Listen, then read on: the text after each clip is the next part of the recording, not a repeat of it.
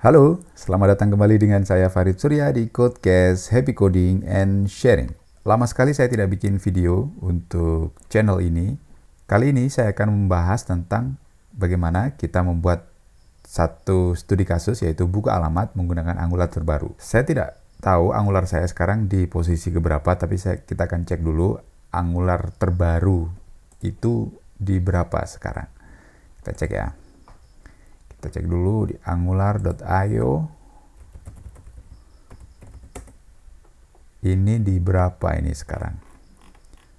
Kita lihat versi terbaru adalah 13 ya.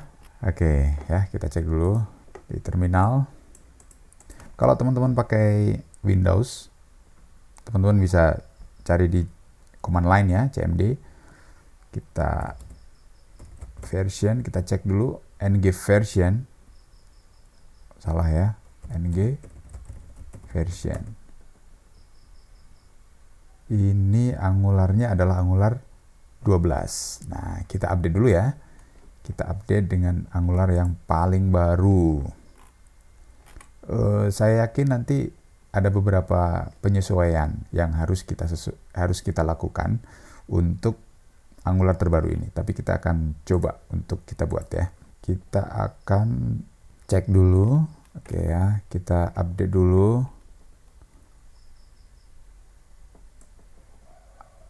Nah, sampai sini aja. Nggak apa-apa. Oke, sampai sini aja. Kita coba update Angular paling baru. npm install g itu artinya global ya. Jadi nanti skema global kita akan menggunakan Angular yang paling baru. Proses instalasi ini mungkin akan berbeda-beda ya, sesuai dengan kecepatan internet, karena dia mengambil dari server, kemudian menyesuaikan file-file yang ada di dalam lokal komputer kita. Nah, mungkin akan lama, mungkin juga akan cepat, tergantung dengan kecepatan internet yang dimiliki oleh teman-teman semuanya. Sebentar, ini harus pakai sudo. Sudo itu kalau di clear, kalau di Windows itu adalah administrator ya, S administrator. Kalau di sini sudo. Di Ubuntu, saya pakai Ubuntu. Oke, sumber belajar kita ada di ini ya. Jadi di belajar Farid Surya github.io, belajar. Kemudian ini ada beberapa materi sebenarnya sih, cuma kita akan fokus di sini studi kasus di Angular dasar. Nah, ini udah ada materi yang nanti akan saya demokan untuk membuatnya, karena saya belum bikin video untuk materi yang ini. Ya, jadi kita akan bikin ini untuk mencoba dengan Angular versi yang terbaru, karena ini Angular yang saya pakai itu kalau tidak salah masih Angular versi 9. Udah lama sekali ya. Jadi kita akan sesuaikan menggunakan Angular paling baru. Oke, kita cek dulu. Nah, ini sudah jadi Angular CLI 13-nya. Kita cek ya versionnya, Angular version mana? Nah, ini. Oke, ini Node.js-nya di 14 ya. Kemudian NPM-nya 6. Operating systemnya Linux. Angular CLI-nya 13, versi 13. Oke, udah selesai. Semoga tidak banyak perubahan-perubahan ya dari versi-versi sebelumnya. Kita coba memulai dari pengantar. Oke. Nah, di sini kita akan belajar untuk membuat sebuah aplikasi buku alamat yang memenuhi fungsi dasar CRUD. Jadi create data, read data, update data, dan delete data kita akan demokan menggunakan Angular versi paling baru atau sekarang versi 13. Nah, skema aplikasinya bagaimana? Skema aplikasi yang kita bikin nanti itu adalah aplikasi buku alamat. Dia berjalan di browser walaupun kita bikin pakai Node.js yang itu adalah server-side programming ya, tapi nanti itu akan di-deploy. Ya, deploy itu artinya membuat struktur file tertentu ya, HTML, CSS, dan JavaScript yang dia berjalan di browser. Oke.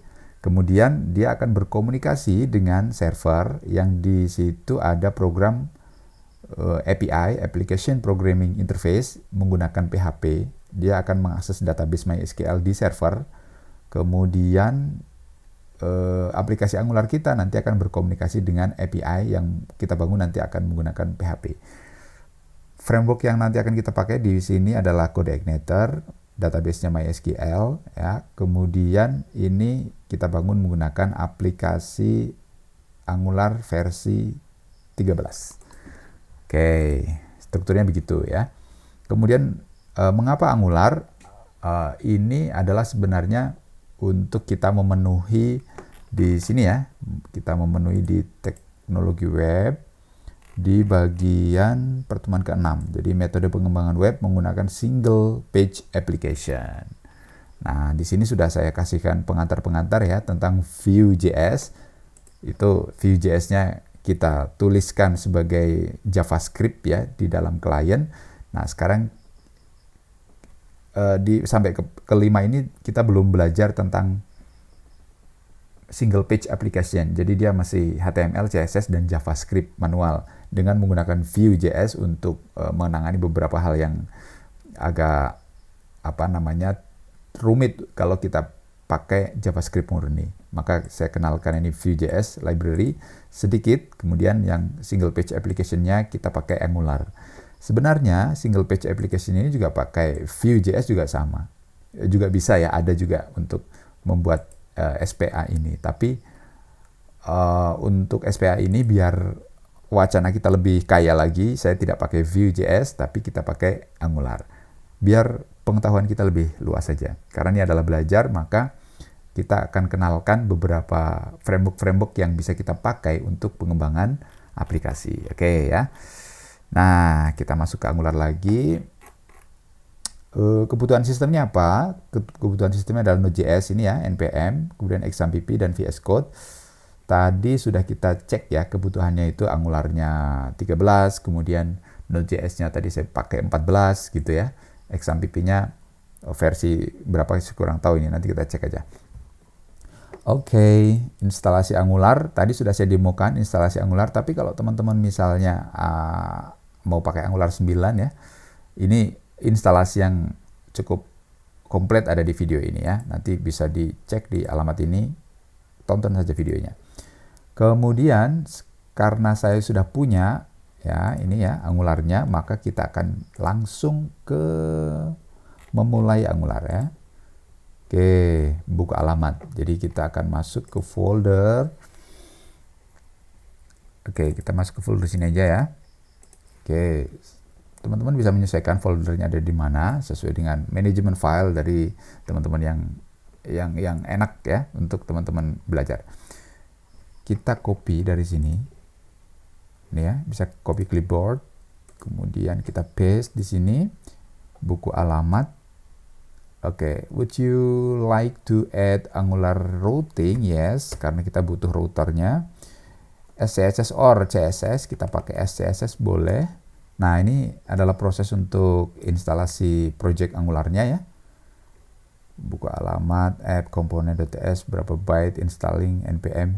Nah, ini sedang melakukan instalasi dari library-library yang diperlukan oleh Angular. Jadi kita tunggu saja untuk proses instalasinya. Ini mungkin membutuhkan waktu karena dia berkomunikasi dengan server. Kita tunggu saja dulu. Mungkin saja nanti ini akan ada penyesuaian-penyesuaian ya, karena buku panduan yang saya tulis ini adalah di versi 9 dan ini akan saya sesuaikan dengan versi ke 13. Jadi mungkin sekalian saya bikin video ini, sekalian nanti saya akan update buku yang sudah saya tulis ya.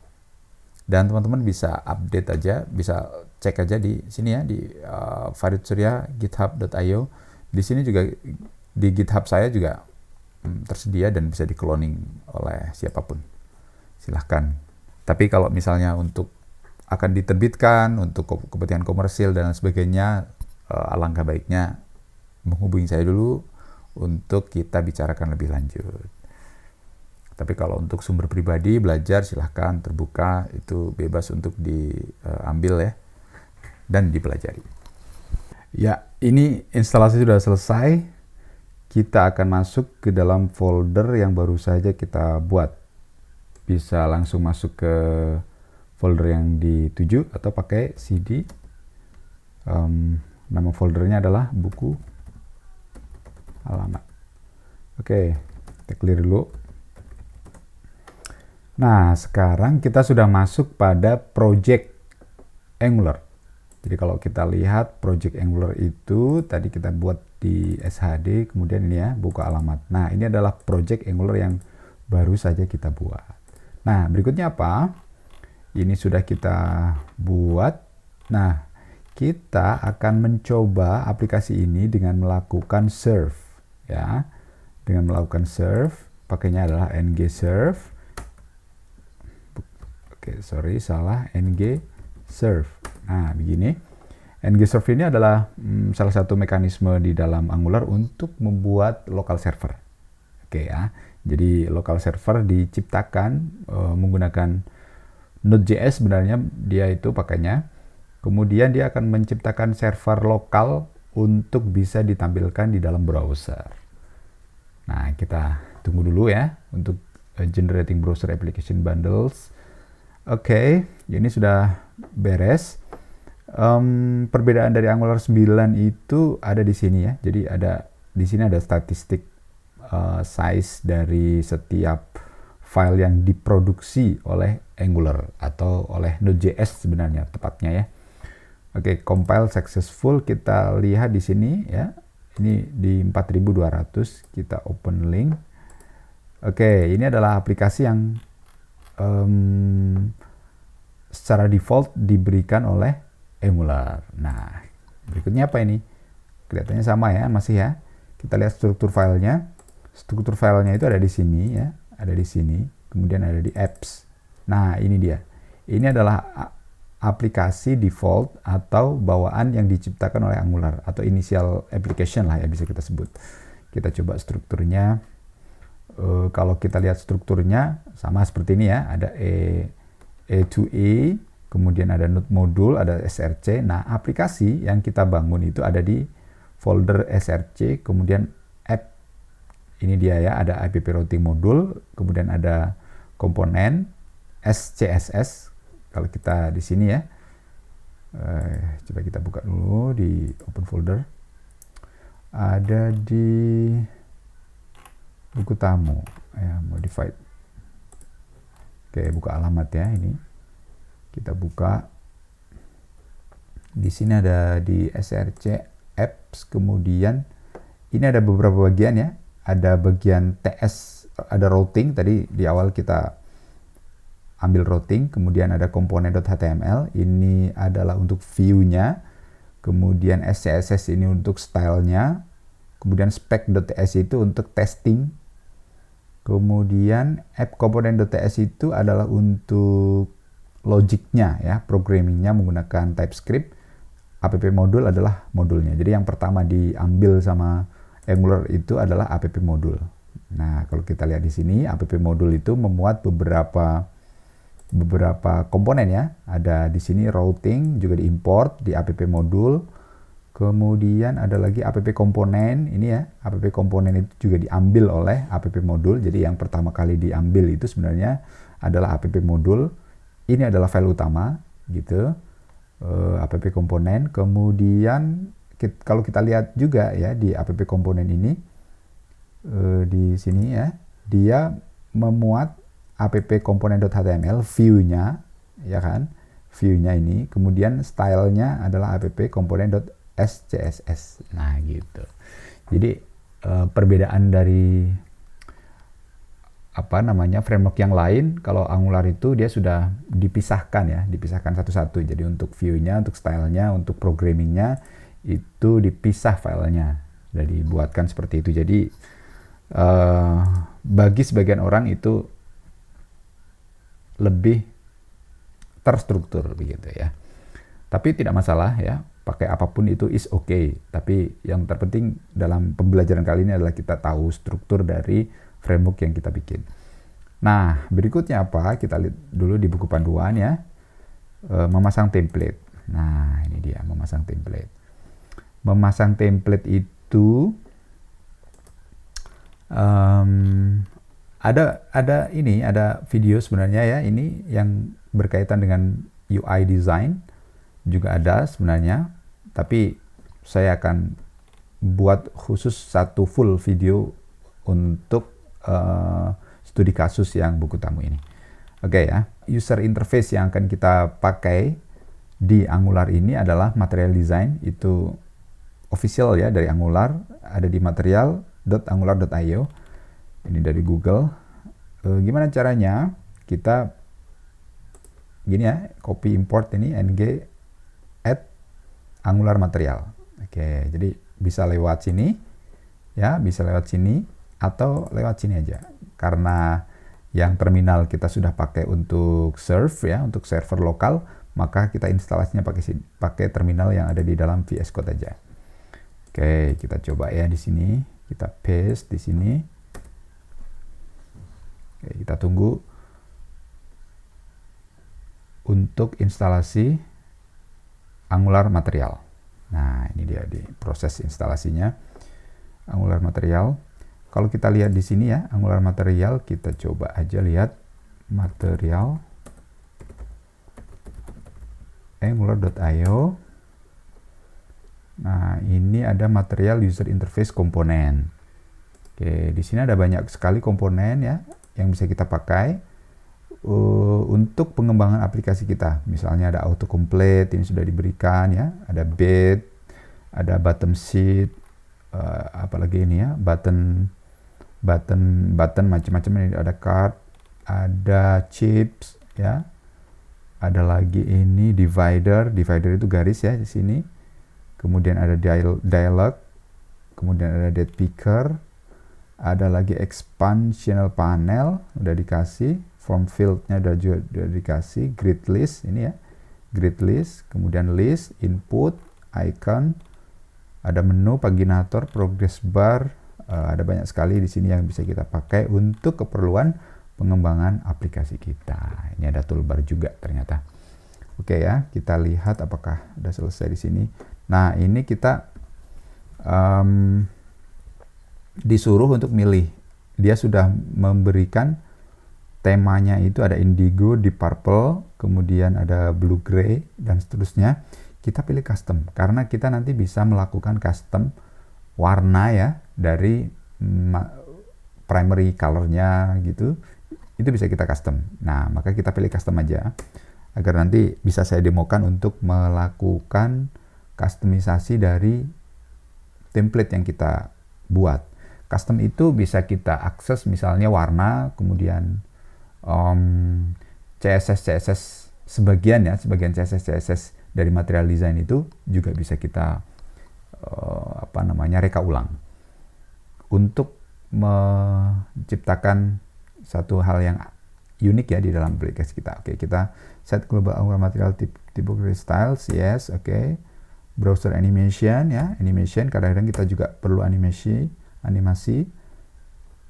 Kemudian ini ada update ya, dia update package JSON-nya, installing package, ini kita tunggu dulu karena dia membutuhkan waktu untuk melakukan update ya.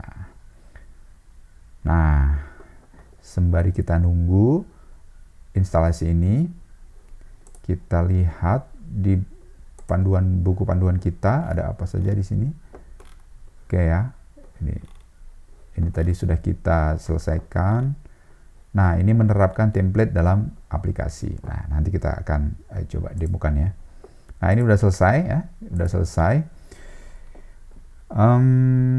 Berikutnya adalah menerapkan template dalam aplikasi. Jadi di sini ada material design template komponen ya, ini ya,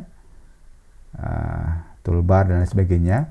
Di sini juga sudah ada sebenarnya. Misalnya kita akan menerapkan toolbar, teman-teman bisa buka di material.angular.io ini untuk toolbar misalnya ya. Toolbar. Nah, di sini ada petunjuk sebenarnya bagaimana cara melakukan instalasinya. Dibuka di API ya. Jadi ini ada import modul toolbar ini ya. Import modul toolbar ini kita copy. Ini cara pertama ya. Cara pertama begini. kita masukkan ke dalam modul. Ya, jadi ada app modul ini, kita masukkan, misalnya kita tandai dengan material design, begini ya. Kemudian di import ini, kita berikan mat, nama ininya ya, nama kelasnya mat toolbar modul. Kita save di sini. Kemudian ada apa lagi di sini? Kita buat example-nya. Nah, ini dia. Example-nya bisa dibuka di sini. Oke ya, bisa dibuka di sini. Kemudian kita copy di dalam komponen. App komponen HTML. Karena HTML itu untuk desain ya. Ingat ya, HTML itu untuk view. Oke, kita hapus yang ini. Kita buat yang toolbar. Kita coba dulu. Pasti ada beberapa yang salah. Nah, lihat ini ya, mat icon belum masuk, ya kan? Ini mat icon belum masuk. Kemudian ada, kita masukkan dulu mat iconnya. Ya, jadi setiap komponen dia install satu-satu, ya. Icon, ini dia ya, mat icon. Ini setiap komponen diinstal satu-satu. Kalau di material design itu, oke. Kalau tidak install satu-satu sebenarnya bisa ya, kita pakai export gitu terus diimport lagi di sini, tapi nanti akan saya tunjukkan caranya. Mat icon modul, oke. Nah, begini ya, kita tes lagi di sini. Apakah sudah? Oh, ini lagi reload ya. Nah, ini sudah ya sebenarnya ya, ini sudah oke sebenarnya. Yang belum oke apa ini, kita lihat. Oh, di toolbar tadi ya, di toolbar kita lihat di sini di example-nya. Apakah ada CSS? Nah, ini dia example spacer-nya ini. Ya, kita copy di sini. Itu bisa kita, ini sebenarnya sih karena dia pakai flex ya. Dia pakai flex box.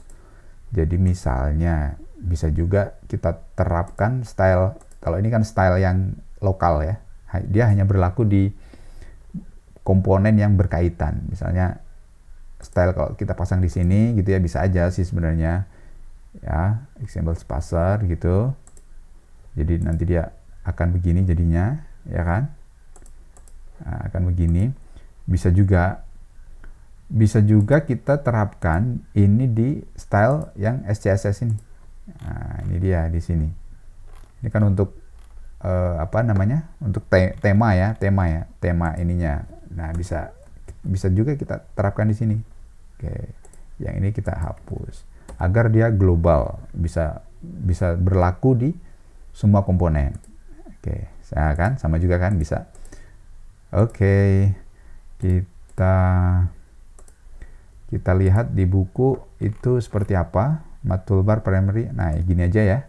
Sementara seperti yang ada di panduan. Oke, kita sementara ada di buku panduan dulu begini ya, primary ya, colornya primary, sementara primary dulu. Nah, ini dia.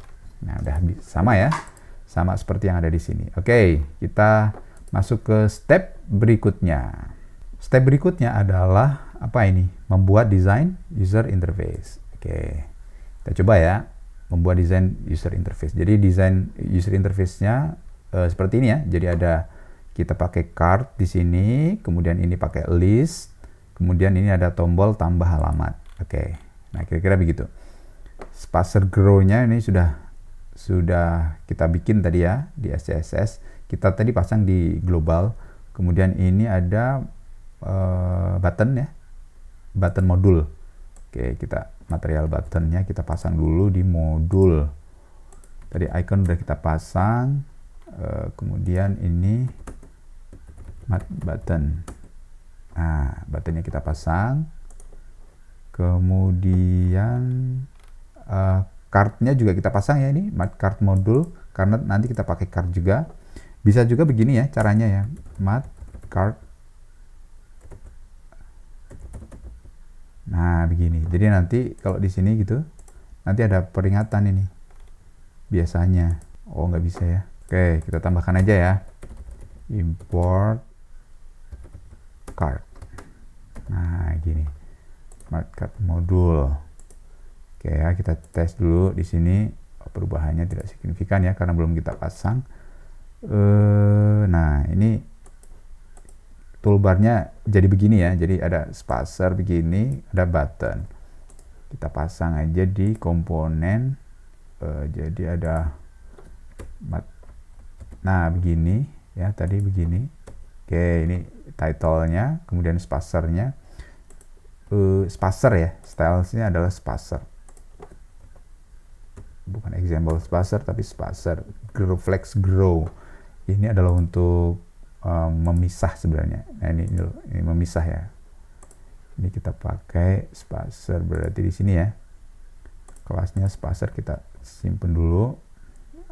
Bisa apa tidak ini? Ini udah di samping kanan ya, di aplikasi buku alamat udah di samping kanan. Oke. Berikutnya apa?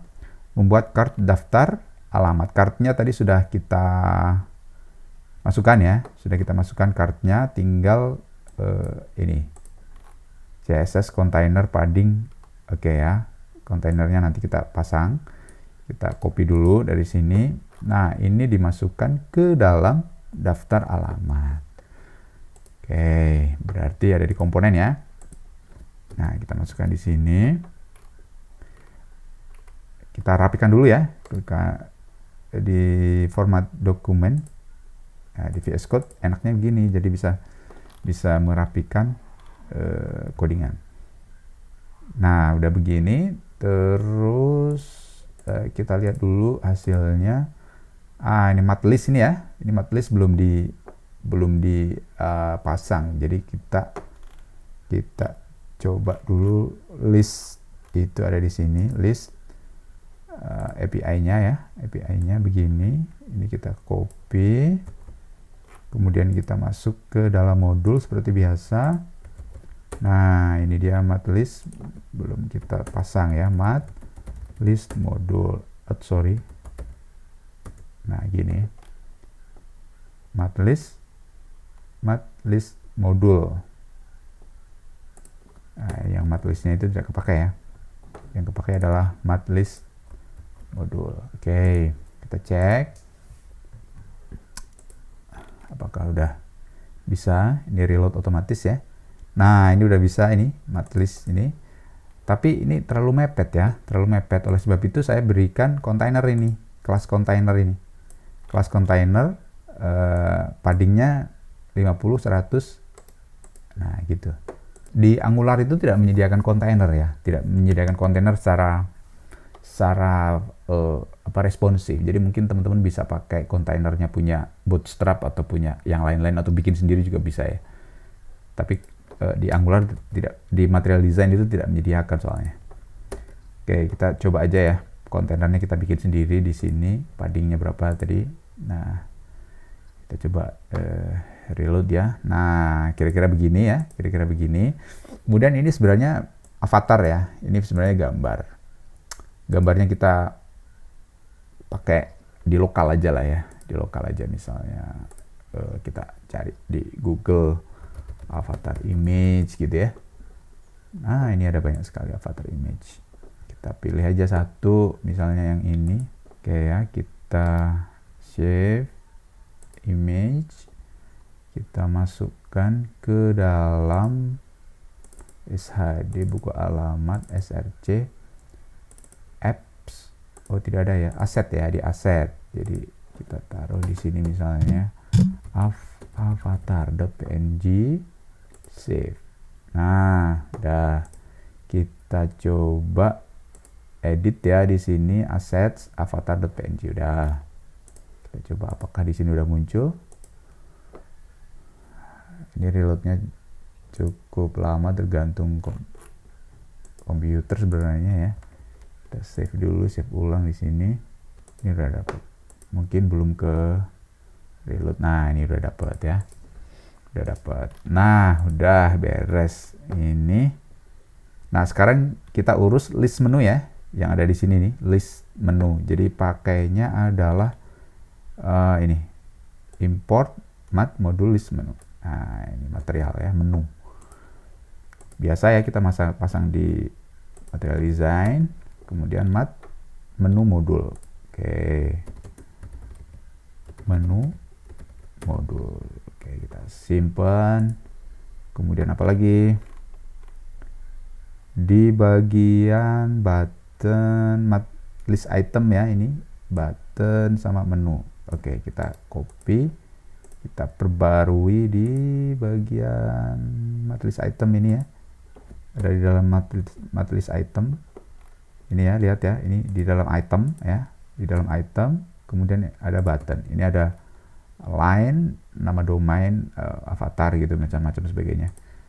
Ini ada mat iconnya more, first, gitu, mat menu. Jadi dia mat menu trigger for gitu. Menu berarti dia ngakses ini ya, menu ini. Kemudian mat menu itu mengacu ke menunya. Oke. Kemudian apa lagi nih? Deh, kita simpan aja lah ya. Simpan, kita coba dulu. Ini udah reload, kita coba set. Nah, udah ya ini ya, detail. Ada edit, ada delete. Oke, kita beres. Kemudian dialog penambahan alamat. Oke, jadi kita memanfaatkan modul satu lagi untuk dialog. Coba ya kita terapkan dialognya. Berarti dia pakai mat dialog. Ada 3 ya, ada 3 modul yang kita, 3 komponen material design kita pakai. Ada modul dialog, ada form field modul, ada mat input modul. Kita copy semuanya aja. Oke ya, nanti kita masukkan di dalam modul. Nah, jadi material design itu satu-satu. Kenapa satu-satu? Karena nanti di deployment itu jadi efektif. Jadi kalau misalnya modul yang tidak terpakai, nggak usah masukkan, karena nanti akan menambah ukuran file, kemudian menambah proses di dalam deploymentnya. Jadi yang penting-penting aja, yang dipakai aja, yang dimasukkan. Oke, ini terus ada form. Oke, ada satu lagi input. Input itu untuk input ya, form input itu. Oke, kita cek di sini. Oke ya. Nah, kalau sudah, berikutnya adalah ini tambah alamat ya. Jadi kita generate komponen baru tambah alamat. Pakainya adalah ng generate komponen tambah alamat. Set, copy ya. Kita pakai di sini, kita clear dulu ini. Kita paste. Nah, komponen tambah alamat, dia akan menciptakan komponen baru. Oke, kita coba ya. Nah, ini dia sudah dibuatkan. Enak sekali ya. Jadi enak sekali. Ini ada folder baru tambah alamat, isinya adalah tambah alamat komponen HTML-nya untuk view-nya, desainnya, kemudian ada SCSS-nya, kemudian nanti untuk testingnya ini adalah untuk unit testing sebenarnya ini ya, unit testing dia. Kemudian ini untuk tambah alamat komponen.ts. Oke, udah beres. Ini udah sesuai dengan sini ya. Selama ini masih sesuai. Mungkin di routingnya mungkin nanti yang agak berbeda. Nah, ini dia. Ini tambah alamat. Kita masukkan di dalam app modul. Atau sudah masuk, jangan-jangan. Jangan-jangan udah masuk. Nah, udah masuk ini. Tambah alamat. Tinggal kita masukkan ke dalam import. Ya. Tambah alamat komponen. Oke. Provider sebenarnya mungkin dia butuh masuk juga ke provider kali ya. Oh, di entry komponen dia. Di entry komponen. Jadi kita tambahkan satu lagi, entry komponen. Kita coba tidak dulu ya. Karena ini Angular 9. Jadi nanti kita coba dulu. Ini copy ya. Copy. Kita coba dulu dengan yang tidak menggunakan entry komponen. Kita coba. Tambah alamat. Ini tadi saya copy ya yang di sini. Saya ulangi. Saya copy. Kemudian kita masukkan ke dalam HTML. Nah, ini dia. Ini akan kita fungsikan sebagai modul dialog ya. Sebagai dialog. Oke, kita simpen. Kemudian apalagi di sini? Nah, kita di app komponen, kita mat dialog, kita copy di sini ya. Yang atas ini. Mat dialog dulu ya. Kita mat dialog. nanti dipanggil di konstruktor ini, mat dialog ya. Jadi kita panggil ini aja. Nanti dia akan melakukan konfigurasi secara otomatis. Ada di komponen ya, app komponen.ts. Nah, ini yang mengendalikan komponen view dan CSS ya. Oke, kita title-nya itu kita bikin konstruktor. Ya, konstruktornya itu kita pakai public. Kita panggil apa namanya, dialog ya. Dialog mat dialog. Nah, gini. Jadi nanti dia akan manggil secara otomatis ini ya. Dari mat dialog ini. Oke. Ini pakainya apa nih? Dialog. Oh, bener ya. Dah. Nah, sekarang kita akan bikin function. Oke ya, bikin function buat alamat baru. Jadi kalau fungsinya di sini namanya apa ini? Buat alamat ya. Jadi kita bikin function buat alamat gini ya. Terus kita pakai alert dulu. Nah, ini untuk ngecek ya. Ini untuk ngecek apakah function ini sudah berjalan atau belum. Oh, sorry, ada appears in ngModule import. Apa ini? Missing ngModule. Tambah alamat komponen. Oh, sorry. Ini masuknya di deklarasi ya, bukan di import ya. Oke, coba. Ini di deklarasi. Mungkin bedanya gitu kali. Nah, iya, betul. Ya, betul ya. Jadi deklarasi. Kalau yang dulu seperti yang di buku ya di sini, itu kita masukkan di dalam entry komponen gitu. Ya, entry komponen ternyata tidak. Ini cukup di deklarasi, tidak diimport. Ya, ini ya, jangan diimport tapi di deklarasi. Udah, oke, beres. Ya, terus berikutnya adalah dialog ya, buat alamat ini ya. Berarti kita settingnya adalah ketika tambah alamat begini muncul dialog. Nah, kita cek dulu ya. Kita cek dulu function yang tadi tambahkan. Berarti di app komponen di sini ya. Ini buat alamat, berarti kita kasih trigger di buat alamat. Jadi tombolnya mana ini? Tombolnya tambah alamat. Oh, ini ya. Berarti klik begini, kemudian buat alamat. Nah, jadi dia manggil function yang ada di dalam app modul ya, karena ini kan berkaitan ya di app komponen HTML, dia masuk ke dalamnya. Jadi buat alamat harusnya muncul alert. Oke, kita coba ya. Nah, ini dia udah bisa. Nah, berarti udah bisa kita terapkan dialog ref-nya ya, dialog ref. Jadi kita copy di sini ya, dialog ref. Nah, gini ya. Nah, ini dia. Oke, tambah alamat komponen belum masuk ya. Ini komponen yang akan ditampilkan, maksudnya itu kita masukkan dulu dengan cara diklik sini gitu ya. Nanti dia akan import sendiri. Set, tuh kan import sendiri tuh. From mana dia mencari sendiri, tidak pusing-pusing kita. Oke. Nah, ini dia, ini udah bisa sebenarnya. Ini udah bisa. Nah, ini dia. Oke ya, udah bisa ya. Dialog detail alamat. Nah, dialog detail alamat berarti kita bikin apa ini? Detail alamat ya. Oh, detail alamat ini ya. ngGenerate detail alamat. Berarti ngGenerate komponen detail alamat. Oke, kita pasang ya. Di sini kita pasang ya. Nah, kita generate detail alamat.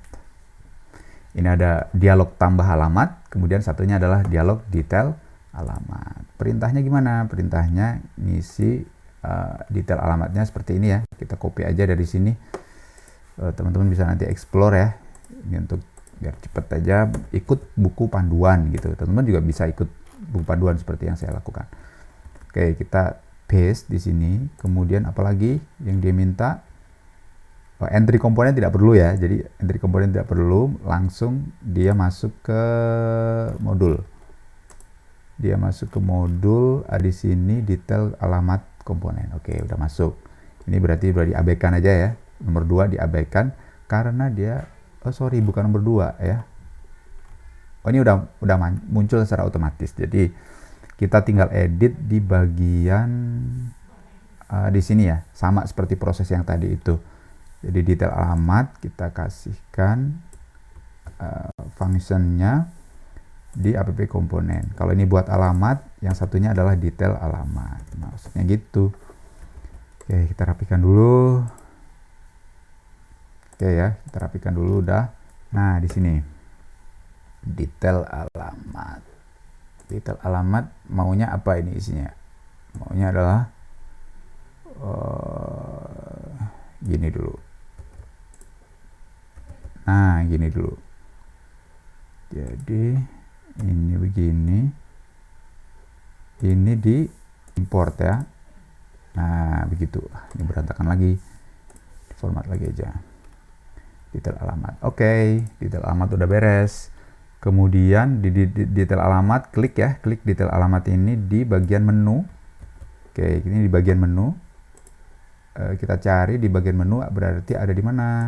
Ada di app modul komponen.html, ada di menu detail. Ini dia ya, detail alamat.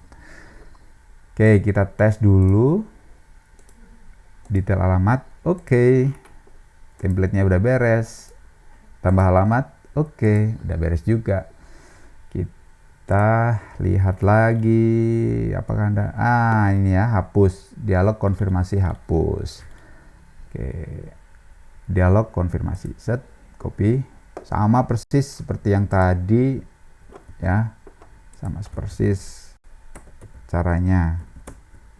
Aduh, ini salah-salah juga ini. Oke, beres. Kita paste di sini. Oke, kita bikin dialog konfirmasi. Dialog konfirmasi, detail alamat, tambah alamat. Oke ya. Berikutnya berarti ini udah ya. Oh, belum. Ini konfirmasi hapus adanya. Nah, kita gini aja, kita copy ini dulu. Konfirmasi hapus ada di komponen ya, app komponen. Nah, di sini konfirmasi hapus. Ini tadi detail alamat, konfirmasi hapus, kita tutup, save dulu. Kemudian ini ada, nah gini. Nah, gini ya. Ini kita import, kita rapikan. Oke. Set. Kemudian baru template-nya, template dari konfirmasi hapus, berarti ada di dialog konfirmasi HTML. Oke ya, ingat ya, semua template ada di HTML. Oke, berikutnya, oh ini udah dikasih dialog ref ini ya, mat dialog ref ya. Nah, ini dia yang saya maksud, ini mat dialog ref, ini dialog refnya, dialog ref ya. Kita buka di detail bukan detail alamat ya, dialog konfirmasi ya di sini. Nah, di sini ini di konstruktor kita kasih ke public dialog ref, mat dialog ref. Nah, ini dia. Ini kita, oh gini, ini harus pakai dialog konfirmasi komponen, harus pakai begini. Nah, gini. Kemudian apalagi nih, ini harus pakai tanda begini ya, tanda siku kurung begini untuk menerangkan kelasnya. Kemudian konfirmasi dialog ref close true. Nah, ini dia yang tadi saya mau jelasin. Nah, ini ya, dialog ref close true. Oke, berarti konfirmasi untuk menandakan itu benar apa enggak mengkonfirmasinya. Jadi ini ya, klik konfirmasi, yes, hapus gitu ya. Berarti nanti ditandai, oh iya kamu menghapus, berarti dibalikin nih. Nilainya dibalikin dengan cara dialog ref close. Terus nanti ini akan diambil nilainya di sini. Nah, caranya gimana? Yang kayak tadi itu, dialog ref gitu ya, after close dia function, kemudian subscribe, resultnya apa gitu ya. Ini kita konsol dulu. console log res. Nah, kalau dia true berarti dia nanti kita ngapain gitu-gitu ya. Oke ya, konfirmasi hapus ini kita tambahkan dulu, fungsinya ada di template ya. Nah, ini di delete. Nah, begini konfirmasi hapus. Oh, bukan ya. Harus klik dulu ya. Klik triggernya, kemudian konfirmasi hapus. Salah juga ini, jangan di sini. Ini harus di dalam tanda petik kelebihan 1. Simpan. Oke, kita coba. Detail beres. Edit belum. Delete. Nah, kita coba ya di dalam konsol ini. Jadi di dalam konsol kalau batal set, nah dia tidak ada respon ya, null. Delete, yes, true. Nah, gitu ceritanya. Fungsinya adalah untuk mengambil nilai feedback dari dialog yang kita bikin. Oke, sepertinya udah semua ya. Oh, edit. Edit pada prinsipnya sama dengan dialog buat baru. Oh ya, ini pakai template-nya sama. Nanti kita akan jelasin di bagian edit data. Oke, yes, itu dia. Berikutnya apa? Berikutnya adalah kita akan membuat komunikasi Angular dengan server ya. Kita akan buat API sederhana menggunakan kode igniter. Nah, sebenarnya, pertama ini kita baca di sini. Kita perlu XAMPP ya. Kita perlu XAMPP yang saya demokan menggunakan XAMPP. Jika teman-teman belum terinstall XAMPP, maka saya sudah kasih link ya di panduan. Silahkan dibaca untuk instalasi XAMPP menggunakan di perangkat komputer Anda. Kemudian kita akan bikin instalasi dulu kode igniter. Nah, di sini saya sudah kasih ya repository ini, REST API Code Igniter 3. Kita buka aja di sini. Nah, ini udah saya berikan ya. Kita cloning aja dari sini. Kita cloning kode pakai ini ya. Oke, pakai cloning aja. Saya akan cari XAMPP saya. XAMPP beda folder aja kalau di Linux sama di Windows ya. Tapi isinya sama sebenarnya. Ada di lam pp, kita taruh di htdocs ya. Nah, kita taruh di htdocs, kita git clone. Lupa saya. Di git clone ya. Oke, cloning.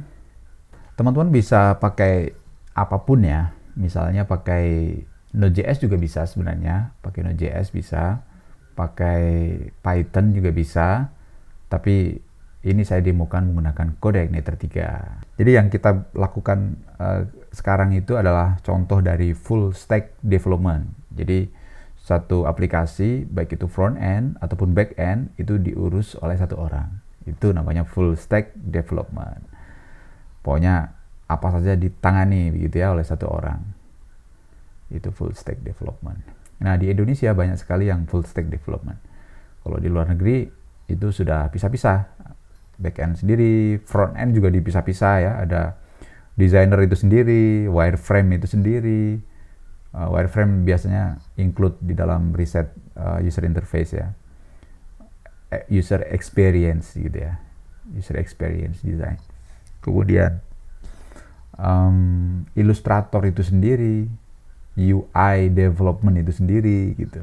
Jadi front end itu udah banyak sekali. Back end juga banyak ya. Tapi yang kita demokan adalah full stack development karena kita adalah keperluannya untuk belajar ya. Agar tahu setiap seluk-beluk ya di dalam pengembangan aplikasi berbasis web. Sehingga nanti teman-teman bisa milih mau konsentrasi di front end atau back end. Kalau sudah front end, teman-teman bisa milih front end-nya mau di bagian apa. Tapi kita tahu dulu betanya ya.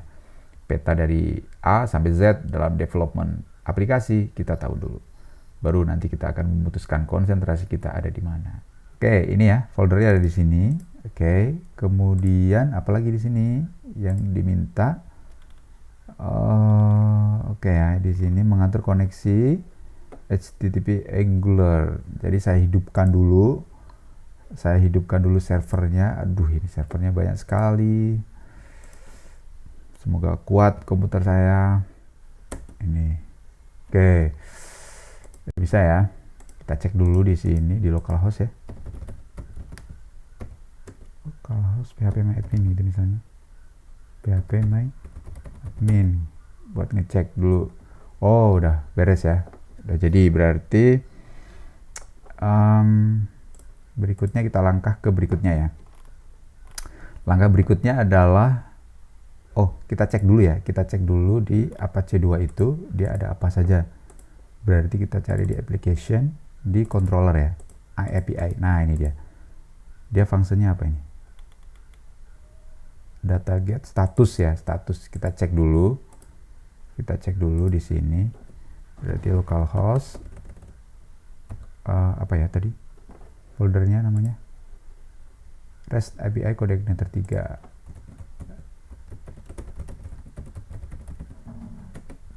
index.php API status ya. Nah, ini udah oke. Berarti udah jalan ya.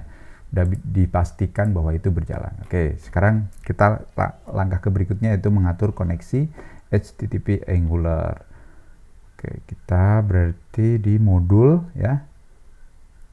Memasang HTTP pada modul.ts ya. Kita pasang. Kita masuk ke VS Code-nya yang di bagian modul. Nah, ini dia. Sorry. Ini kok banyak sekali yang di cukup ini aja ya. Jangan semuanya. Jadi kita kasih tanda aja HTTP. Nah, ini ya, HTTP modul berarti diimport ya. Import HTTP client modul. Bener nggak? Ya, bener. Oke, kita simpan. Kemudian, nah, kita bikin service ya. Kita bikin service. Berarti ng generate service API. Service ini adalah sebenarnya untuk jembatan ya. Service ini adalah untuk jembatan Angular untuk terkoneksi dengan server. Pakainya service. Nah, ini service. Fungsinya untuk nanti semua komponen dia akan ngambil service. Nah, service-nya nanti dia berkomunikasi dengan server. Nah, ceritanya gitu. Nah, kita coba ini ya. Ini udah beres semuanya. HTTP client-nya belum ada. Paling kita atur dulu di service-nya. Apps, API service ini. Nah, ini dia.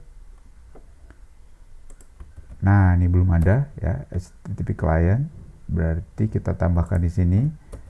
Pakai public HTTP. Berarti pakai HTTP client. Nah, gitu. Oke, kan udah sama nih, ya kan? HTTP client. Udah, berarti, nah ini API URL kita kasihkan ya, URL API-nya kita kasihkan di sini aja. API URL, localhost REST apa ya? REST API coordinator 3 index API. Nah, ini tuh. Oke, terus nah ini status ya, status kita ngecek yang status tadi itu ya, status. Jadi kita bikin function baru status, API URL mengacu ke sini ya, terus plus status, harusnya responnya adalah oke gitu. Yang mana tadi ini ya, yang ini ya, kan sama kan ininya, URL-nya sama yang dipakai. Harusnya nanti responnya adalah oke. Nah, kita akan mencoba untuk ngambil data di apps component.ts. Oke ya, get data ini. Apps component.ts kita akan get data. Oke, berarti kita masuk di app component.ts. Ini dia. Ini ada apa namanya? Buku buat alamat macam-macam gitu ya. Kita taruh di sini aja get data. Nah, ini dia. Kita buat dulu public API gitu ya, API service. Nah, kita servisnya tadi di ini dulu, API service ini ya, dimasukkan dulu API service-nya, diimport ke dalam komponen, baru nanti ini sebenarnya harus pakai implement on init ya. Oke, kita pakai on init aja ya, atau konstruktor juga boleh, dimasukkan ke sini juga boleh sebenarnya. Jadi konstruktor aja nggak apa-apa ya. Kita taruh di sini untuk manggil get data. Oke, nanti dulu this API ini ya. Nah, ini kan udah muncul nih fungsinya nih dari service ya. Status. Oke, subscribe. Responnya apa? Kita console log res. Nah, kita trigger dari sini ketika halaman terbuka, berarti this get data. Oke, gini ya. Dia akan ngambil alurnya begini, alurnya dia akan ngambil halaman kebuka, kemudian dia manggil function get data. Setelah get data dia manggil service. Service itu nanti keluarin di sini ya, di log. Kita tes dulu. Console oke. Nah, ini berhasil udah. Kita coba ya reload lagi. Status ini lihat nih. Oh, ya kan? Headernya ini di sini berarti localhost status. Ini yang bekerja adalah service. Responnya adalah oke. Nah, gampang kan? Gampang sekali. Oke, terhubung sudah kita dengan server. Ya. Dengan server udah terhubung. Berikutnya adalah menampilkan data di server. Nah, sekarang kita akan bikin sampel data. Nah, kita klik copy aja ya. Ini sudah saya sediakan. Database-nya kita pasang dulu. Database-nya di sini. Ya, kita bikin database dulu. Buku ala gini aja lah ya. Nah, ini buku alamat. Oke, buku alamat. Struktur database-nya. Aduh, saya tidak bikinkan ya struktur database-nya. Oke, kita bikin manual. Buku alamat. Oke, kolomnya 4 dulu sementara. Provinsi ini adalah varchar 255. Oke. Kita save. Nah, ini udah bisa ya. Baru kita buatin contoh data di SQL aja. Nah, gini aja. Go. Oh, apa ini? Kode pos. Wah, ada kode pos juga. Provinsi, kode pos structure-nya ya. Ini kita tambah satu lagi. Kode pos. Kode pos itu integer ya. Berapa dia? Si ada 10. Save. Oke, kita masukkan ya, insert yang tadi, go, udah berhasil. Oke, ini udah ada contoh ya, udah ada contoh data yang bisa nanti kita jadikan contoh. Kemudian kita atur koneksi, ya, database berarti ada di sini config ya, ada di coordinatornya, application, config, database. Oke, ini lokal database-nya tadi apa? Buku alamat ya. Password-nya tidak saya pasang di lokal sini. Oke. Nah, kita simpan. Nah, udah. Terus apa lagi ini? API-nya ya, API-nya kita update, kita ambil dari sini. Oh, ini udah ada di get datanya. Get datanya udah ada ini, status get data, ngambil ya, alamat. Udah ada ini, udah dikasih. Ambilkan data pada aplikasi Angular. Nah, sekarang kita nampilin data ya di aplikasi Angularnya. API service status baca. Nah, ini baca. Teman-teman bisa ngasih yang lainnya ya di API service ini ya. Read gitu misalnya. Is okay, itu penamaan. Silahkan. Nah, ini baca. Kemudian kita update di komponen ya, get datanya ini di subscribe baca.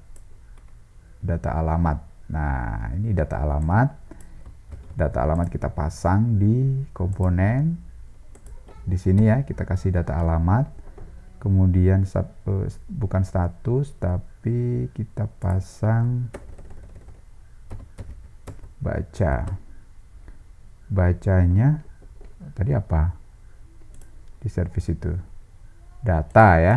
Nah, ini udah bisa juga begini ya. Ini kan data begini ya. Data ini bisa juga kita masukkan ke sini nih. Pad gitu ya. Nah, jadi begini. API URL kan baca ini ya, udah slice gini. Plus pad.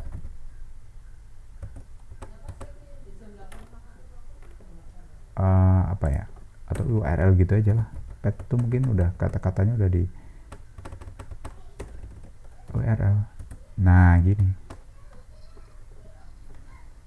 Oh, ini harus gini, harus any gitu ya. Nah, gini aja. Atau kalau mau strict gitu ya, kalau mau strict kasih string gitu. Nah, kalau mau strict dia kasih string.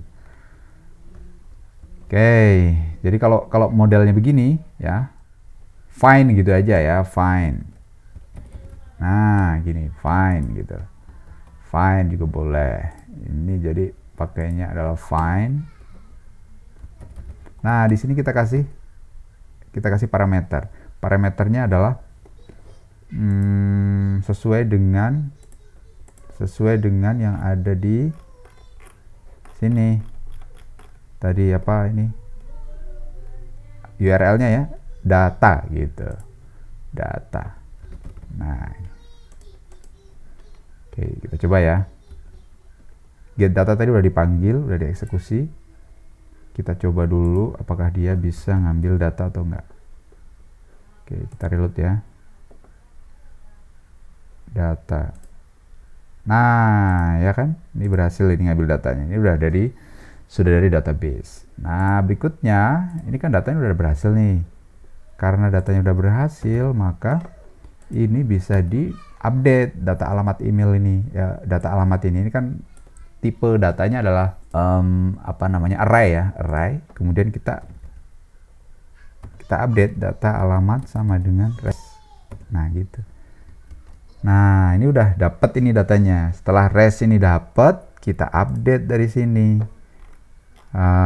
Perulangannya dari sini nih, matlist item ini. Nah, ini udah beres ini. Kita pakai ng-for. ng-for itu adalah direktif untuk melakukan perulangan.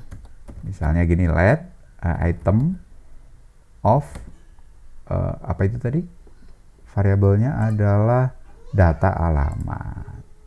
Of data alamat. Nah, nama lengkap kita ganti ini bindingnya, istilahnya adalah rendering. Berarti item apa sesuai dengan namanya, sesuai dengan variabelnya yang ada di sini.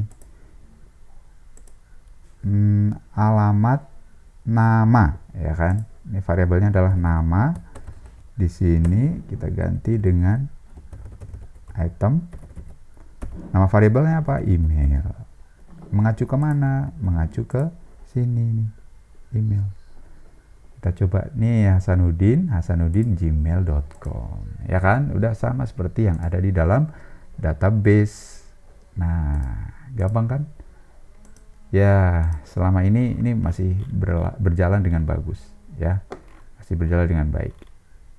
Oke, ini udah bisa, ini udah dilalui. Nah, kita coba update sesuai dengan di sini ya. Jadi kota sama email. Ini lainnya nama, kota sama email. Nah, gini ya. Nah, gini. Itu sesuai dengan yang ada di buku panduan. Yuk, kota, email. Oke, selama ini sudah beres. Berikutnya kita akan menambahkan data baru melalui aplikasi Angular ke server yang menyimpan data menggunakan MySQL database. Nah, gimana caranya? Caranya relatif sama dengan ketika kita membaca data. Jadi perbedaannya adalah di functionnya ya, di functionnya atau metode yang ada di dalam API service. Nah, oleh sebab itu kita masuk dulu ke API service ya, API service lagi, kemudian kita bikin satu metode untuk penambahan data. Oke, kita coba ya. Kita masuk ke service dulu. Find berarti add gitu ya. Add, kita kasih gini aja ya, URL gitu, string sama begitu. Kemudian returnnya bedanya adalah di sini. Ya, returnnya itu tidak pakai get tapi pakainya adalah post. Nah, metodenya pakai post. Kalau post itu dia punya dua parameter.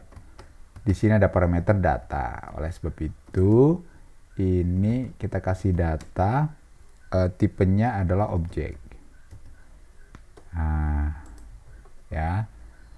Objek itu karena dia objek, tahu ya, objek itu misalnya begini. Ini objek ini misalnya let dt gitu. Nah, ini objek ini name gitu ya. Bla bla gitu. Ini jenisnya objek. Nah, data ini tipe datanya adalah seperti ini, objek seperti ini. Nanti itu akan kita isi dengan atribut-atribut yang ada di dalam database. Seperti nama, email, alamat gitu-gitu ya. Oke, kita simpan dulu. Kemudian simpan data ya, berarti ada di kita taruh di mana ini, tambah alamat komponen. Oh, ditambah alamat ya, ditambah alamat kita kasih simpan data, berarti ada di dialog tadi ya, dialog tambah alamat. Kemudian di sini ada close, ada simpan. Nah, gini ya, ada simpan data. Kemudian di sini ini ada mat input, macam-macam sebagainya, begitu ya. Ini kita kasih di sini adalah simpan data, kliknya. Klik, simpan, simpan data. Nah, begini. Nah, begini ya. Nah, di sini kalau kita mau menambahkan data, berarti kita harus membaca data yang ada dalam input ya. Caranya gimana? Di dalam Angular itu ada dua cara. Ada yang pertama menggunakan reactive form ya, reactive form. Yang kedua pakai directive biasa, pakai directive ng model. Nah, kali ini saya akan coba untuk pakai directive ng model. Ya, caranya gimana? Kita bikin dulu objek untuk mengumpulkan data. Nah, objek untuk mengumpulkan data saya simpan di sini ya, misalnya alamat gitu ya, dia pakai any gitu aja. Nah, gini, tapi nanti mau nggak ya API, kita API-nya ditaruh dulu di sini ya. Public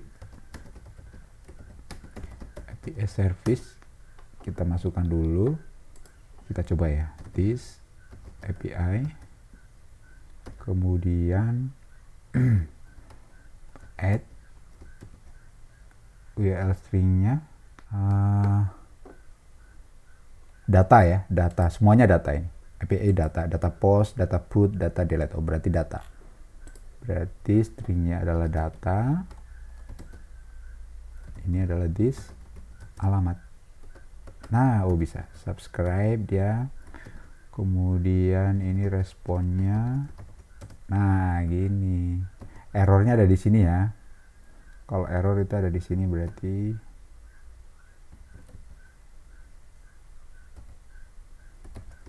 nah, ini untuk menangani errornya. Kan tidak selamanya bisa dieksekusi ya perintah itu. Jadi kita harus menampilkan errornya juga. Tadi saya bilang pakai ng model ya, pakai ng model berarti alamat ini kita masukkan ke sini. Nama misalnya gini. Pakainya adalah ng model alamat nama. Oke ya. Nah, tipe-tipenya begini semuanya. Alamat. Oke. Email. Oke, ini simpan data. Kita cek dulu ya, kita cek dulu di sini masuk apa tidak gitu ya dengan cara konsol. Nah, gini, this alamat. Kita cek juga di sini konsol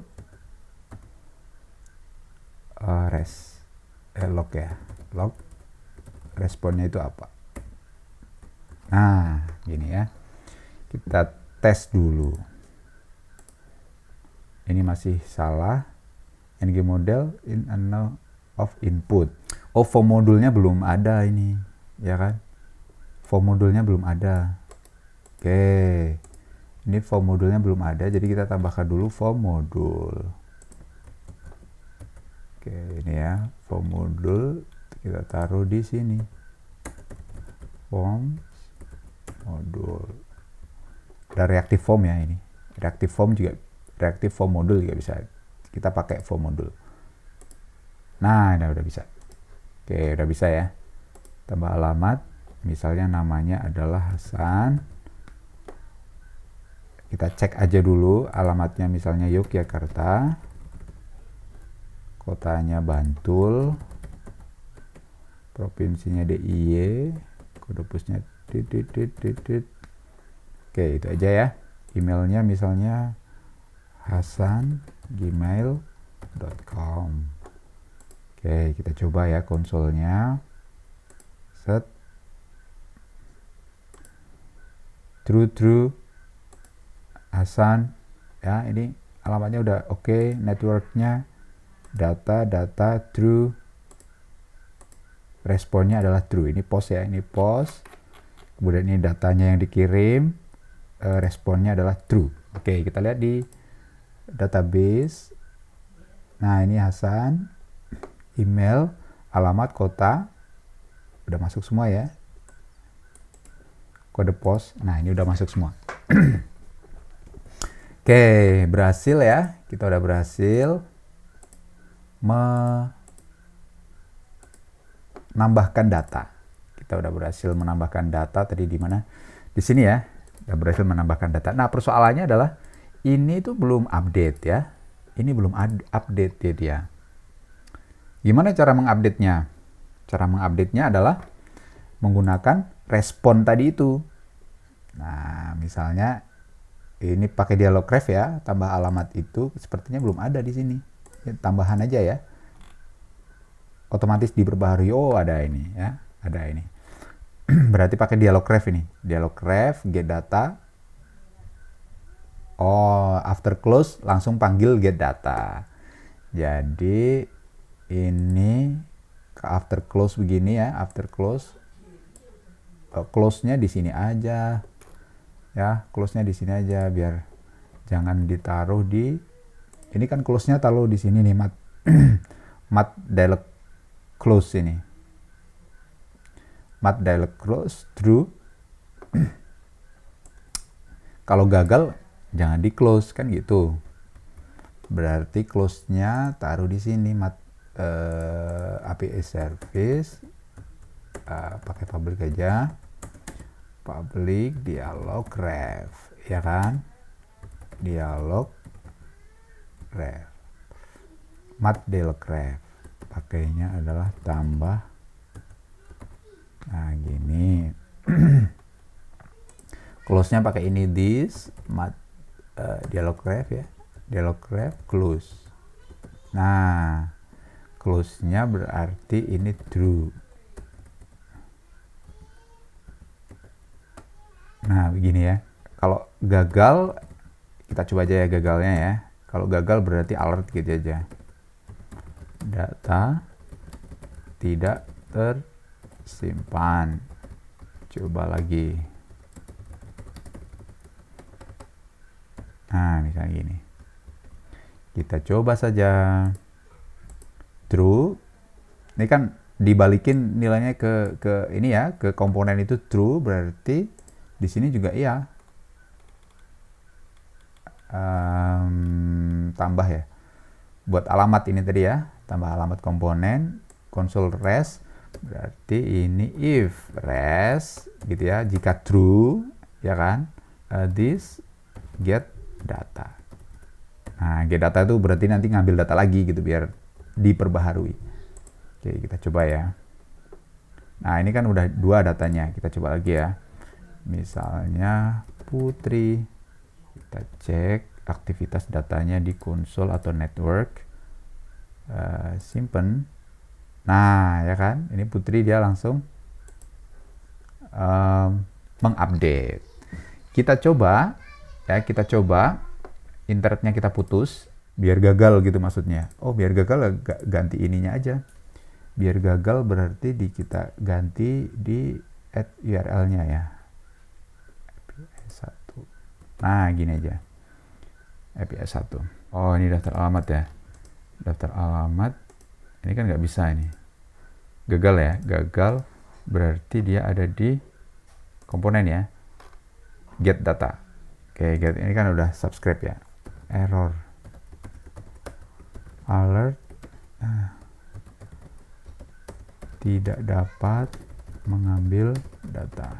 Ini situasi yang lain ya. Coba. Nah, ini ya, tidak dapat mengambil data. Berarti situasi yang lain memang benar begitu. Ini situasi yang lainnya. Kasih di error ya. Oke. Udah bisa ya? Udah bisa. Ini kita balikin lagi yang benar. Oke. Nah, ini udah datanya udah beres. Ini kita menambahkan data udah beres. Nah, sekarang ada satu lagi yang ingin saya kasih tahu. Dan belum ada di sini, belum ada di buku ya. Belum ada di buku. Itu adalah menambahkan loading. Jadi ketika tambah alamat, ya kan, tambah alamat. Misalnya gini loading. Boolean, kita pakai boolean. False. Nah, loadingnya false. Jadi kalau kita tambahkan update loadingnya di sini, ini kita kasih true nilainya, kemudian di sini kita kasih this loading false, ini juga ya, loading false, maka kita bisa menambahkan efek loading di sini, misalnya ini ya. Ketika loading, tampilkan menyimpan. Nah, ketika tidak loading, teks yang muncul adalah simpan. Satu lagi, kita disable. Ya kan? Disable. Ketika loading,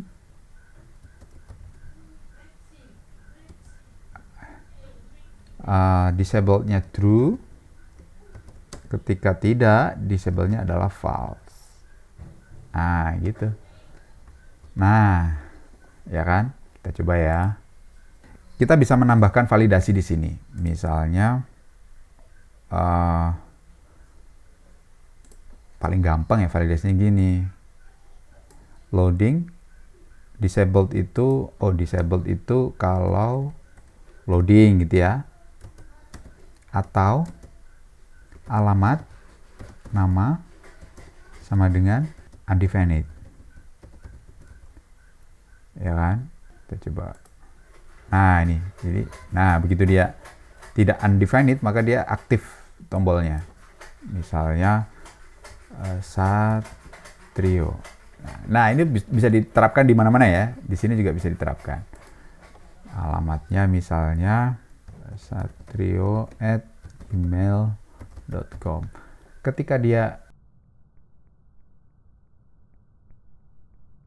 loading, tuh loading ya kan, loading, tutup, ditambahkan kalau dia true nilainya. Oke, ini adalah cara untuk menambahkan data ke dalam database menggunakan Angular dengan bantuan service Angular. Berikutnya kita akan bikin sekalian aja langsung. Kok not found? Menampilkan detail. Wah, ini menampilkan detail kok not found. Menampilkan detail. Ini ya, berarti di detail alamat. Berarti kita kirim data. Nah, di detail ini adalah kita kirim data. Jadi kita butuh inject mat dialog data ini. Ya kan? Ref-nya udah, berarti inject mat dialog data. Berarti kita masuk di detail alamat ya. Detail alamat di sini kita tambahkan dengan public dialog ref dulu ya. Mat dialog ref detail alamat komponen gitu, terus public inject baru ininya ya, public data any gitu, baru variabelnya public alamat gitu aja ya, langsung alamat ini. Oke, ini tidak pakai public. Oke, berarti kita ngambil data ya. Di data alamat itu dikirim ya, dikirim dari app komponen di sini buat alamat, detail alamat mana? Nah, ini dia. Ini kita kasih data. Datanya apa? Datanya adalah dikirim dari sini. Nah, ini masih merah, berarti harus pakai any gitu. Pokoknya any aja biar kalau mau strict ya tipe datanya apa gitu. Oke, kita update ya di detail alamat. Mana detail alamat? Oh, ini detail alamat, kita kasih item. Kenapa? Karena item ini adalah isinya data. Ya, ini lihat ya, item email, item kota, itu berarti isinya data. Sudah data, makanya kita kirim lewat sini ya, item detail alamat, dia manggil ke detail alamat, data, kita kirimkan datanya ke dialog. Oke ya, detail alamat, kita terima datanya lewat variabel alamat, gitu ceritanya. Berarti di sini bisa diginikan, misalnya alamat, karena ini udah public ya, berarti bisa ditaruh di sini.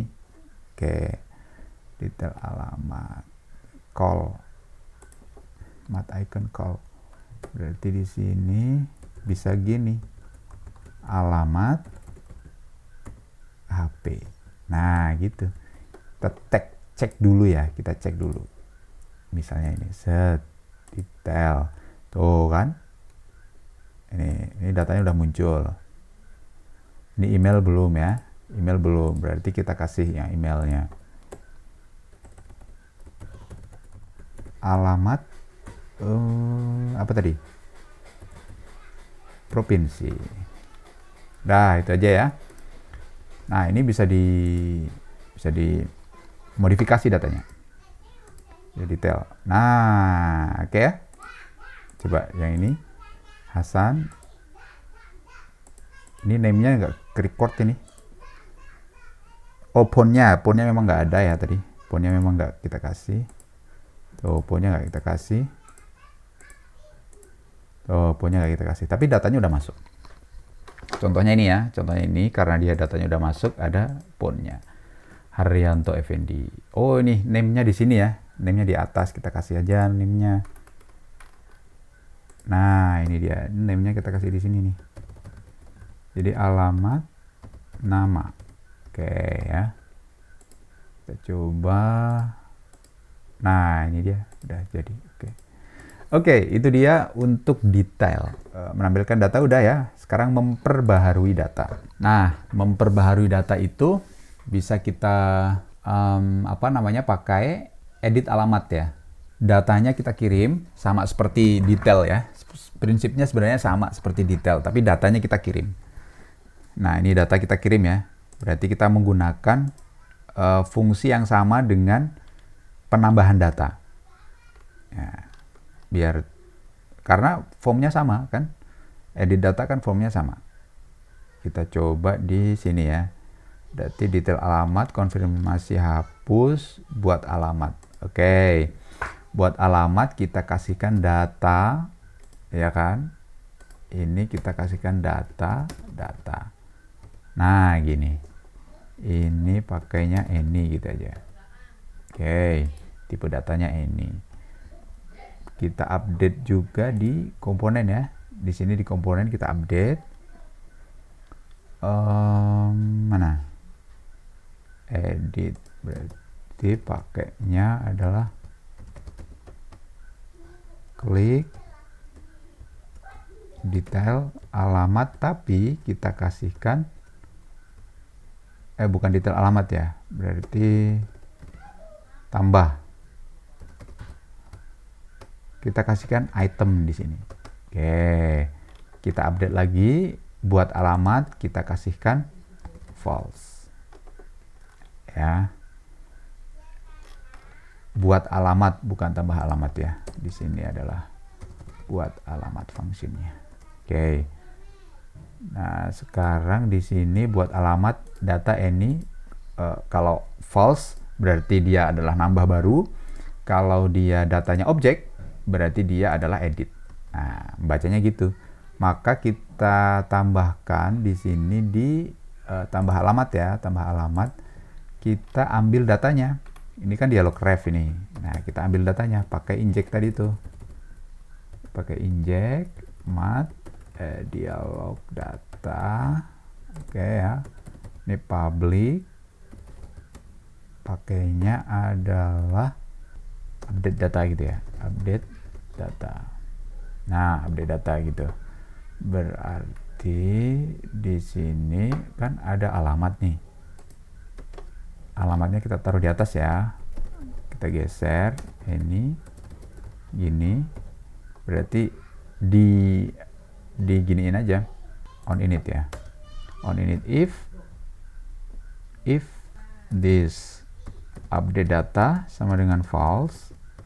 Nah, gini ya, sama dengan false, maka tidak sama dengan gini aja, tidak false gitu ya. Tidak false berarti isi datanya, berarti this alamat sama dengan update data. Nah, gitu aja. Berarti alamatnya diisi gitu maksudnya. Kalau update data ini nilainya adalah false, berarti tidak false ya. Tidak false itu berarti ada datanya, ya ada datanya, maka alamat ini diupdate datanya dengan data yang ini, ya. Berarti dia isi datanya. Maka dia akan ngupdate, dia akan isi datanya. Coba ya. Coba ini kita edit. Nah, ini dia. Ya kan? Ini udah isi. Ini bukan tambah alamat baru, tapi bisa kita ganti dengan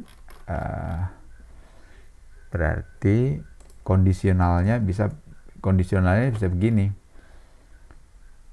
Alamat nama gitu ya, alamat nama itu sama dengan undefined, tampilkan tambah alamat baru. Artinya ini bikin data baru. Kalau tidak berarti edit data. Nah, gini. Jadi dia kondisional. Oke. Ini dialog yang sama ya. Perhatikan, ini dialog yang sama. Edit data. Oke. Tambah alamat baru. Nah, begitu ceritanya. Oke, edit data beres ya. Oh, belum beres. Kita perlu untuk melakukan kondisional lagi di sininya, simpen data. Di simpen data. Jadi, ini loading true ya. Loading true. Kita kasih dua kondisi juga. Jadi, kalau if this update data ya, update data sama dengan false, maka dia tambah, ya kan? Tambah data baru. Tambah data baru berarti pakai function yang ini. Oke. Kalau tidak, maka kita pakai this, ya kan? API update. Oh, belum ada ya, belum ada. Berarti kita tambahin dulu di sini. Ya, update. URL-nya adalah string. Kemudian datanya adalah objek atau any, boleh ya. Nah, begini. Return this HTTP kemudian put, ya kan? Kalau put itu berarti datanya ini ada URL data, mungkin ini gitu ya. Ini aja. Ini mengacu ke server ya, jadi mengacu ke server yang put. Nah gitu. Nah, dilihat aja servernya yang put. Kemudian tambah alamat ini kita selesaikan tadi ya, API update, kemudian ada data /ID kelihatannya ya, kelihatannya ID identifikasinya, berarti this alamat ID. Kemudian ini adalah this alamat ya, subscribe, respon jika oke, ini error jika tidak. Oke, berarti ini sama ya, loading dialog close true. Ini di sini, ini juga sama. Tapi data tidak gini aja, dapat memperbarui data. Nah, gini. Oke, kita coba ya. Tapi kita cek dulu ya di dalam API kita di service di sini ya, @docs. Ada di sini, ada di application, ada di controller, ada di API. Jadi kita cek dulu putnya itu, post put itu berdasarkan parameter segmen. Ya, berdasarkan ID ya, lihat ini. Ini data put ya, berarti ngambil dari metode put, segmennya segmen 3 diambil, berarti ID-nya tadi ya. ID-nya adalah 3. Lihat ini, alamat this, alamat ID, berarti data / ID-nya segmen ketiga. Segmen ketiga, kemudian di where ID-nya sama dengan ID tersebut, maka diupdate datanya dengan data yang baru. Nah, kira-kira begitu skenarionya. Coba ya, ini kita edit Putri Ayunda. Nih lihat ya, update ya, simpan. Tidak dapat memperbarui data. Coba lagi kita cek ya. Kita cek networknya. Nah, ini dia. Cannot put data. Preview, cannot put data. Data 3 not found ya. Data 3 not found. Berarti ada kesalahan di service. Ini bukan URL ya, tapi harus ada this API URL-nya, kan belum mengarah ya, plus URL. Nah, gini. Kita cek dulu yang Putri ya. Edit Putri Ayu. Udah. Simpen. Oke. Ini ya, data ini Putri Ayunda, previewnya true, headersnya put. Oke. Jadi edit data sudah berhasil. Oke, berikutnya apa? Berikutnya adalah menghapus data. Konfirmasi hapus pakainya delete ya. Pakainya delete. Kita lihat di sini kalau hapus data delete ya, pakai segmen 3, data segmen 3. Berarti sama ya. Sama seperti di service, ini tinggal kita kasih delete. URL-nya sama, ini tidak perlu pakai data karena identifikasinya hanya pakai segmen aja. This http delete this API URL plus URL. Nah, gini aja udah beres nih. Delete itu dikonfirmasi ya, dialog konfirmasi delete. Berarti ada di sini. Sama juga di sini kita kasih dialog refnya udah. Data ya, datanya belum ini. Untuk ngambil ID-nya belum, berarti pakai inject. Oke, pakai inject mat dialog data public ya, alamat ini gitu. Oke, berarti this alamat ya, konfirmasi. True. Dialog craft true berarti konfirmasi. Konfirmasi berarti di sini. Oke, berarti di sini harus ada this API. API. Delete. Nah, URL-nya adalah data slash apa ini, this alamat ID. Subscribe. Nah, gini. Oke. Ini ada yang salah apa ini? Oh, ini tidak ada pembukanya. Oke, salah ya tadi, jadi tidak ada pembukanya. Kita ulangi di sini, berarti this API delete ini data slash this alamat ID, kemudian subscribe, responnya kalau true berarti begini, kalau error, nah kita kasih loading juga ya, loading boolean false, this loading true, kemudian this loading false, di sini juga this loading false. Oke. Ini dialog craft true ya. Berarti kalau ini terkonfirmasi bahwa itu di delete gitu. Oke, berarti di sini buat alamat, detail alamat, konfirmasi hapus. Ini berarti kalau ya ada gini, if res gitu, res sama dengan true gitu ya. This get get data. Nah, gitu. Di datanya diambil lagi gitu maksudnya. Oke, kita coba ya. Kita hapus yang terakhir. Kita cek. Jangan lupa kita cek networknya ya untuk ngecek. Delete, kita batalkan. Nah, ini enggak terdelete. Delete, kita hapus set.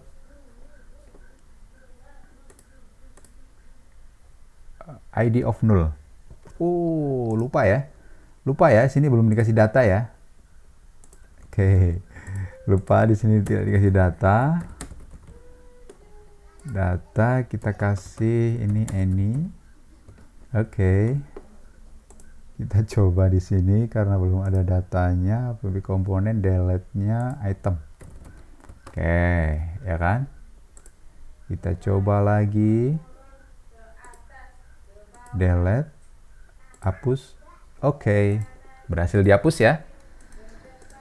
Oke, kita berhasil menghapus data itu, kemudian mendistribusikan apps. Nah, ini dia, ini udah jadi, aplikasinya udah jadi sebenarnya.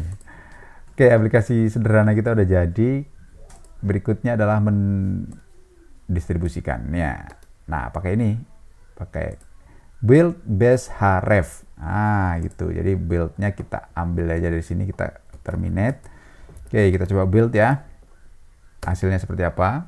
Oke, ini base href ini krusial ini ya untuk kita bisa mempublikasikan hasil kita di root folder di mana di server kita gitu. Jadi ini proses building.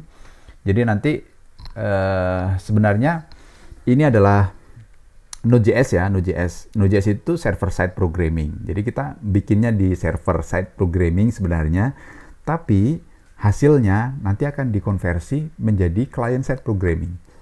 Karena dia akan menghasilkan JavaScript, CSS dan HTML. Nah, yang kita publikasikan yang mana? Yang kita publikasikan itu adalah file hasil build-nya, bukan file project-nya. Jadi ada dua ya, ada file-file project, ada file-file untuk deployment.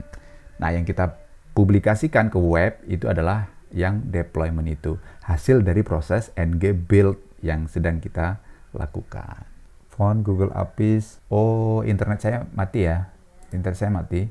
Sebentar, saya akan hidupkan internet saya dulu. Oke, internet saya sudah kembali. Kita coba ya. Kita build href. Kita build dulu. Hasilnya seperti apa nanti. Jadi ini sebenarnya udah bisa juga ya. Udah dapat digunakan untuk kita publikasikan hasil dari aplikasi yang kita buat. Tapi tidak sempurna karena font yang diminta ini ya di dalam CSS dia tidak berhasil diperoleh. Oke, ini generating index. Oke ya, ini udah berhasil, very good. Kita lihat di sini di project kita ya, ada di buka alamat. Nah, ini di disk buka alamat. Nah, ini dia. Ini adalah file yang kita publikasikan di halaman web. Misalnya begini. Misalnya ini kita taruh, kita copy di sini ya, kita copy, kita taruh di XAMPP, ya kan? Misalnya kita taruh di XAMPP, di htdoc begini, buku alamat, gitu ya. Kita taruh di sini hasilnya. Nah, kita bisa mengaksesnya lewat sini, localhost buku alamat. Nah, ini dia. Oke ya. Ini aplikasi kita udah jadi. Jadi, ini adalah file deployment. Isinya adalah index ya, JavaScript, CSS. Front end development. Hanya butuh JavaScript, CSS dan HTML. Ini adalah file deployment. Sementara yang kita bikin tadi itu di sini, ini adalah Node.js. Sebenarnya dia adalah server side programming, tapi nanti dia akan melakukan pengembangan atau deployment tadi itu, menciptakan file-file yang diperlukan saja. Jadi yang TS macam app macam-macam sebagainya itu tidak ikut sertakan di dalam file deployment kita. Kita sudah bisa membuat aplikasi sederhana buka alamat menggunakan Angular 13 dan server side menggunakan PHP CodeIgniter. Oke, nantikan tutorial-tutorial saya seputar Angular dan beberapa teknologi yang nanti akan saya coba menggunakan kasus-kasus yang sederhana dan mudah untuk kita pelajari. Coding itu bukan persoalan pintar atau tidak pintar, coding ada persoalan latihan, dan latihan. Oke, sampai jumpa lagi di Codecast. Happy coding and sharing.